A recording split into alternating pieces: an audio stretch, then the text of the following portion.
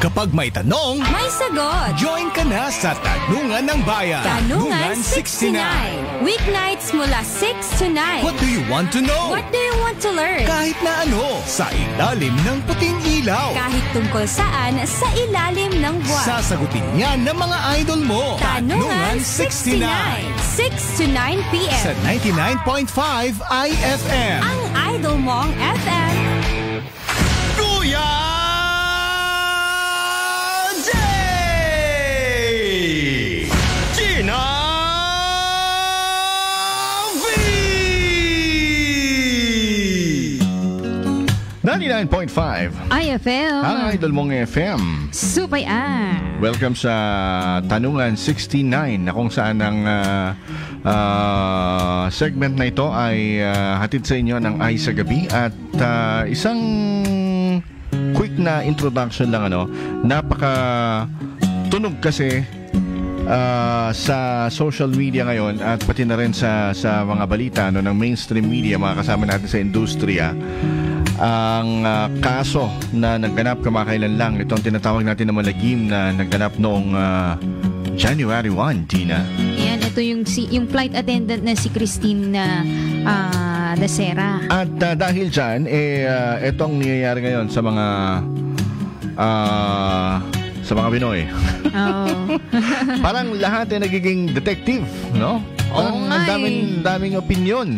Gaya na nauna, di ba, nung pinost yung mga kasama niyang mga 11, di ba?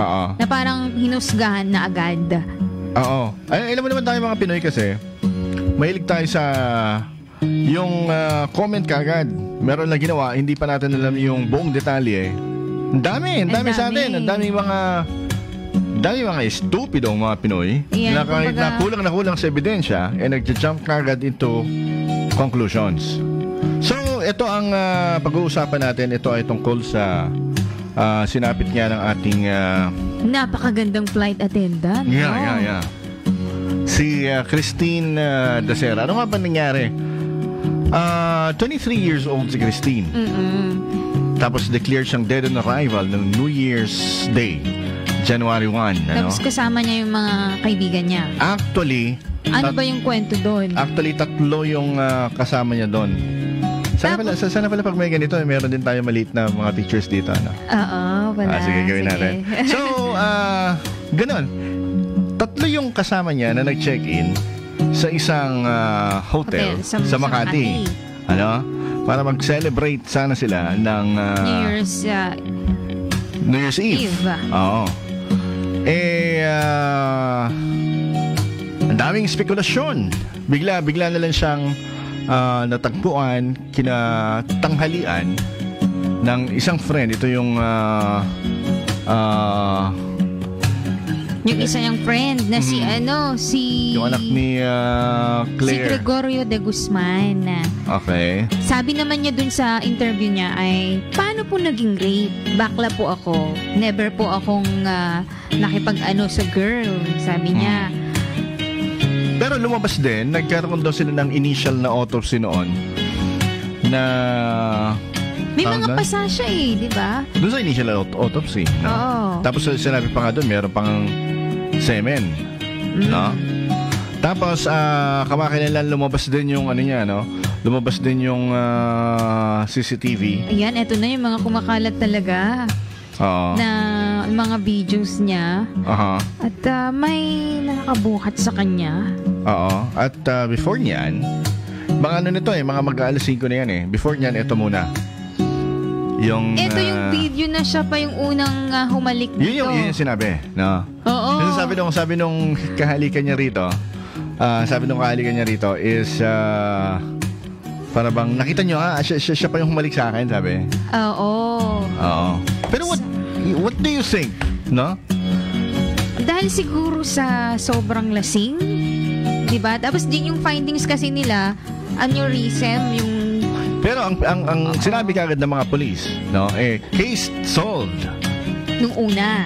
Tapos they are gunning for rape slay. Ginang-rape daw siya. Agad-agad. Tapos, kamakailan lang, dinismiss, dun sa 11 na kasama niya is 3 yung nadakip. Oo. Or 3 yung nagpresenta pala. And then, after noon ay nagkaroon na rin ng konting hearing at sinabi ng piskal na hindi enough na ebidensya para masabing ito ay rape. Na rape. Kaya pinakawalan muna yung 3 na siya naman na kinagalit naman or hindi nagustuhan ng pamilya ng biktima, lalo-lalo na ng kanyang nanay. At sa anong nangyari ba? 'Di ba nung nag-inuman na sila, 'di ba? Paano kasi palipat-lipat sila, napansin mo sa video, no? Palipat-lipat sila ng rooms. Tapos naka-ano pa siya ng sandal niya, nakahawak pa siya, ganyan-ganyan. And then pumunta na naman hanggang sa dumating. Nakita rin dito sa video na kung sino yung mga unang umalis, ganyan-ganyan. Tapos may picture din na andun na siya, nagbabamit na siya dun sa CR. Pero pinuntahan pa rin pala siya. Tapos ang sabi ni Christine daw ay parang mas prepared daw niya na dun na lang matulog. Dun sa bathtub. Tapos baka na ano na siya, baka na over, baka nalasing. Ang dami nagsasabi na rape ang nangyari, pero ang karamihan na sinasabi ng social media, mga idol, karamihan na sinasabi sa social media ay hindi. Ito ang teorya, ha, and this is just a theory. Mga bading naman ng mga yun pag ang sinasagot naman dyan, kahit naman bading yan, meron pa rin lawit yan. Yun sinasabi, ha? Oo. Pero ito ang teorya na lumalabas. Overdose daw. Kasi nagkaroon sila ng party siguro.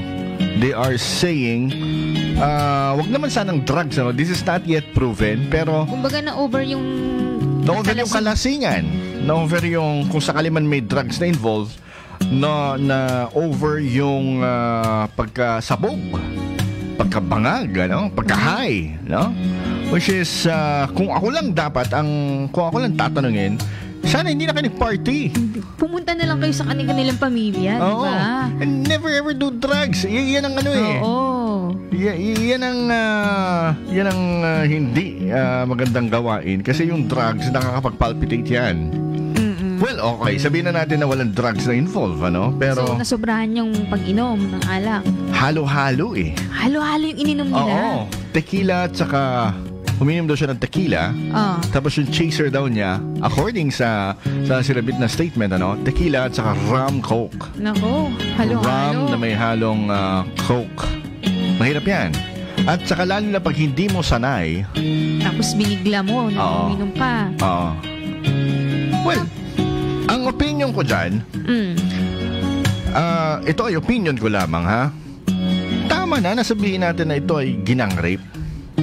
Masakit yun para sa sa nanay. Imagine mo, natuklasan mo, ganun yung anak mo, tapos biglang maririnig mo pa lagi-lagi, gang rape.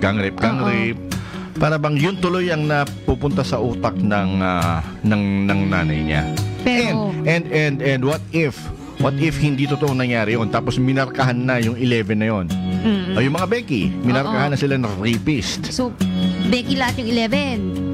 Hindi, just a couple of them. Tapos sabi nga, kasama daw yung mga boyfriend. Kawawa naman sila. Kawawa. Kung sila ay inosente. Sana lalabas yung katotohanan talaga kung anong nangyari. Tsaka dami pang pakialamero. Dami pa mga commenter. Pati tayo mga media. Hindi kaya siya sobrang nalasing tapos dun na siya dun sa bathtub. Nauntok-untok siya doon? Wala naman pinakita sa autopsy na gano'n. Sabi nga si Sean, isa sa mga commenter sa YouTube, sabi nga niya, ang nangyari talaga, ito ang opinion ko, sabi niya, ang nangyari talaga, overdose. Na-overdose. Party. So parang pag na-overdose na, namamatay na. At kami dati sa Manila, pag sinabi mong party, iba yung party. Ano yung party doon? Party na merong party drug. And when we're talking about party drug, talking about ecstasy.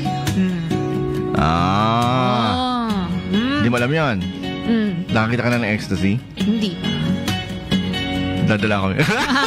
Hindi ko pa natingman yun. Hindi ko pa naranasan yun. Pero isa yun sa mga stimulants na tinatawag.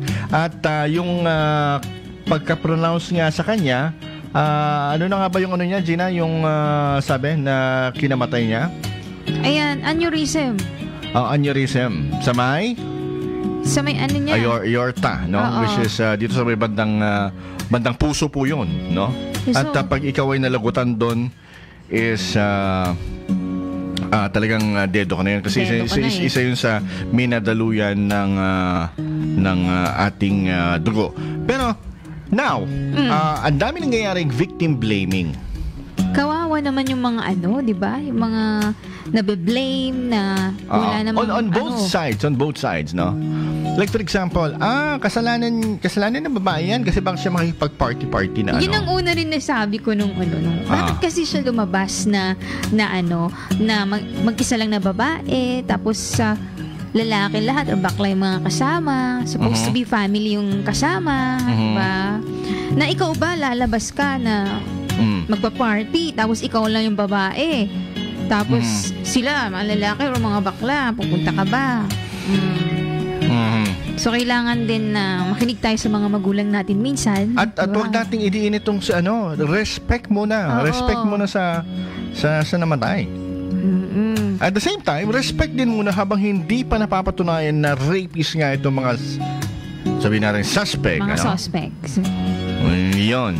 Kaya, stop victim blaming. Ang masabi ko lang dyan, antayin natin, because this is a live investigation, antayin natin lahat ng detalye, and then saka tayo mag-comment. Saka tayo maging detectives.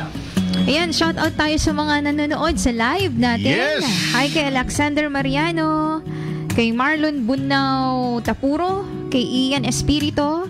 Magandang gabi po sa inyong lahat, mga nanonood po sa atin. Okay, at medyo mas gagaanan natin yung mga topics natin for this coming days. Medyo mabigat ito, no? Mabigat nga Ako medyo apektado din ako. Naiinis din ako, no? Eto, lesson lang sa mga nakikinig na huwag masyadong uminom, no? Yeah. Oo, konti-konti lang. Huwag kayong huwag kayong mag-drugs.